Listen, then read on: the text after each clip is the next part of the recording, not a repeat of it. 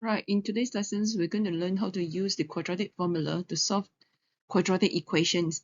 Right, so you have to remember the quadratic formula. Right, there are many videos in the YouTube that actually teach you how to remember quadratic formula by singing it out uh, to the tune of like row the boat. So you can actually go to the YouTube and look for all these videos to help you remember the formula.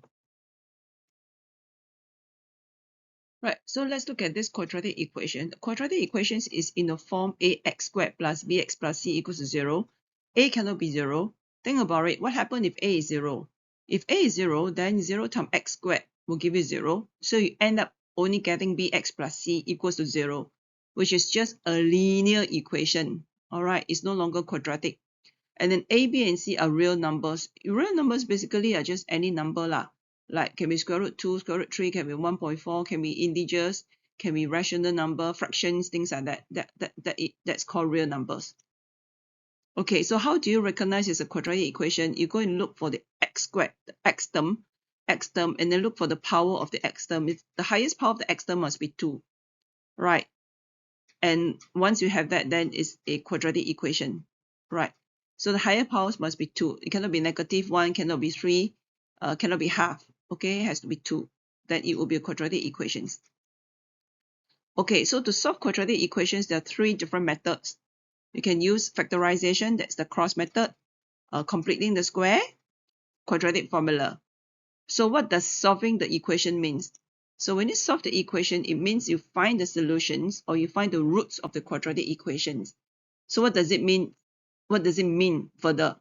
So it means that you find the values of x that satisfy the equation, right? So what does roots of an equation mean? So if you're going to use show it graphically, right? This is what it can mean. Quadratic equations, right? You can have two x-intercepts. In this case here, then you have two real and distinct roots. You see that when the curve cuts the x-axis, right? You have x1 and x2, right? So those two values are your x-intercept, right? And those two values are actually the roots of the equations or the values of x that satisfy the equation. And how do you find that? That is when you let y equals to 0. So when you let y equals to 0, that's how you get the quadratic equation ax squared plus bx plus c equals to 0.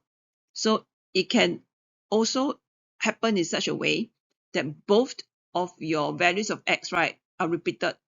That means they coincide with each other. So in this case here, we're talking about two real and repeated roots or one x-intercept. It can also happen such that the curve is entirely above the x-axis. That means it does not cut the x-axis at all. Therefore, it has no real roots or no x-intercept. Now, in this example here, I've just shown you for a U-shaped curve where a is more than 0. It goes the same when you have an N-shaped curve when a is less than 0. Right, let's do a very simple example.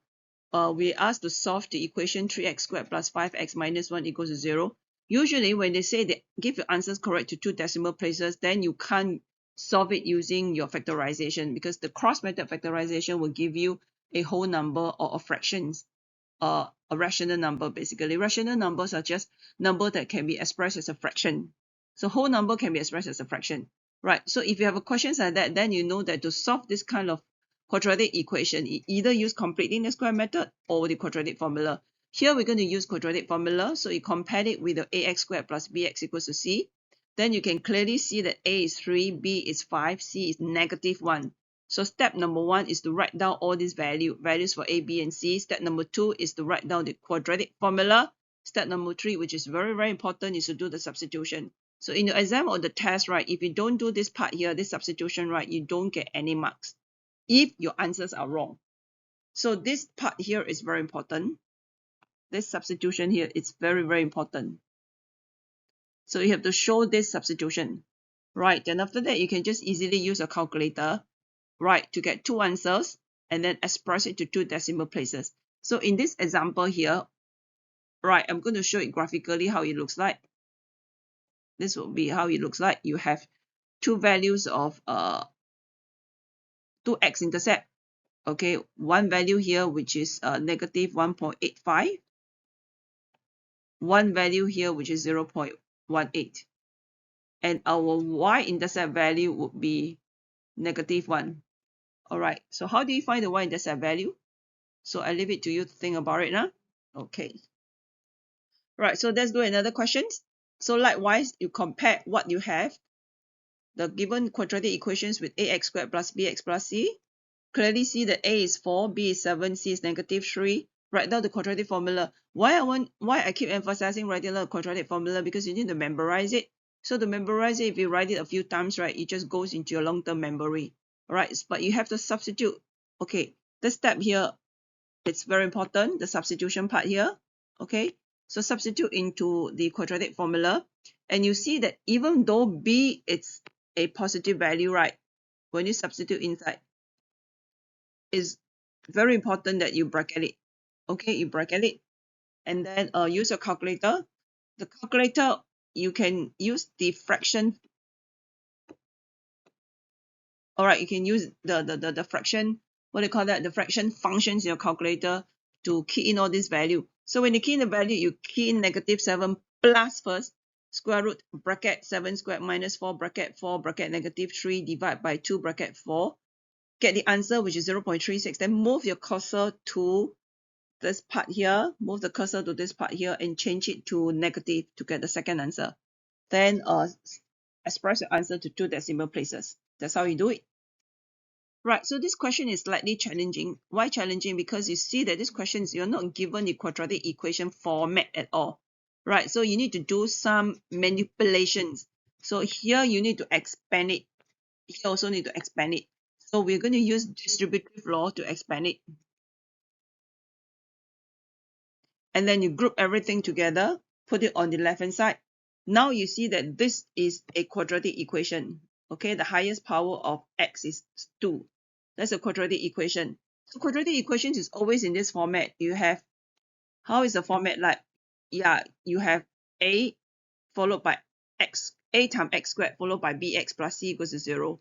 So it can also, okay, give me some examples of a quadratic equation. So it can be 2x squared minus 4 equals to 0. This is also a quadratic equation. Here that your values of b is 0. It can be negative x squared plus 2x. It's also a quadratic equation. Okay, here the values of c is equal to 0.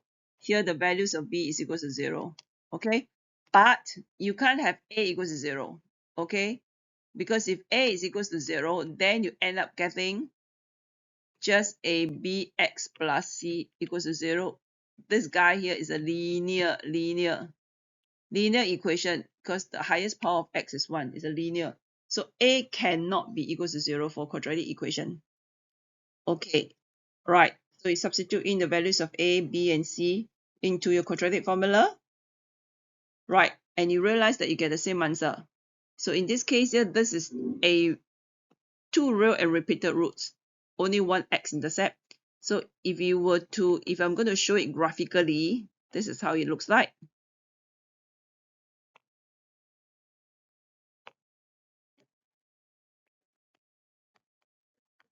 And this value here is 25. Okay, I need you to go and think how I get that value 25 there. All right, so you can do another similar question. Okay, apply distributive law. All right, and then compare with the ax squared plus bx plus c, sub into your quadratic formula, and yes, we end up also getting a 2 real repeated roots, x equals to -4/3. Right, so the next thing is, let's come to this very interesting question.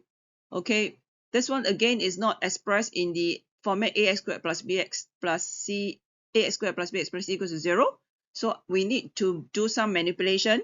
So in this case here, we need to take away -3x on both sides, subtract 3x on both sides.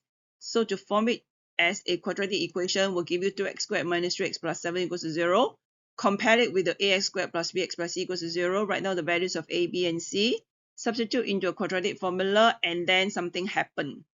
What is it that happened? When you plug all this value into calculator, the calculator will give you some weird thing. Will give you like something plus something.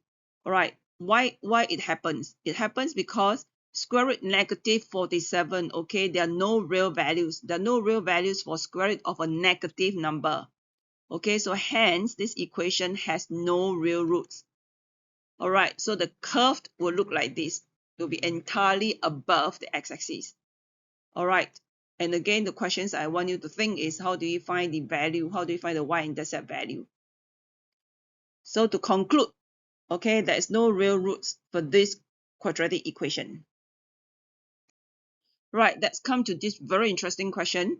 Okay, this question it shows a student's working, right? And then why is this solution wrong?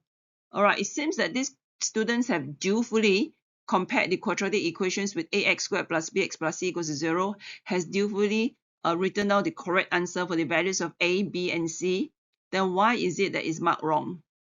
Which part of it is wrong? Okay, let's look at it. So let's write down the formula and see why is it wrong. All right, so let's do the substitution. So I would have negative, then bracket b is negative 3. So every time when there's a negative, right, you need to bracket it. So negative bracket negative 3 plus minus square root bracket negative 3 squared minus 4 bracket 2 bracket negative 7 over 2 bracket 2. Right. And this one here, if you were to use your calculator to evaluate,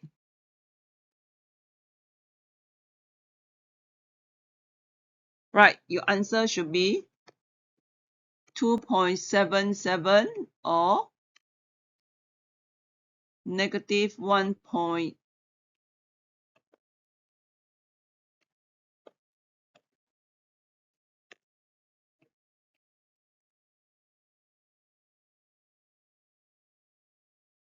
Negative 1.27. Right, so let's compare the student's answer with my answer and see where it goes wrong. So you will see that this student, can you see this particular student, he or she did not bracket your negative 3. Right, so when you bracket your negative 3, right, this is what happened. You should get a 9. But if you don't bracket it, right, you get a negative 9. Okay, so that's the difference between bracket and no bracket. So the correct answer is you need to bracket it. Okay, you need to bracket it to get the correct answer. Right.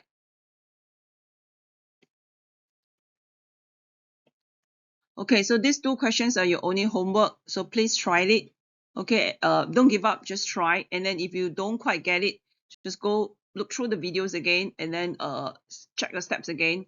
You should be able to get the answer. Okay, so happy working.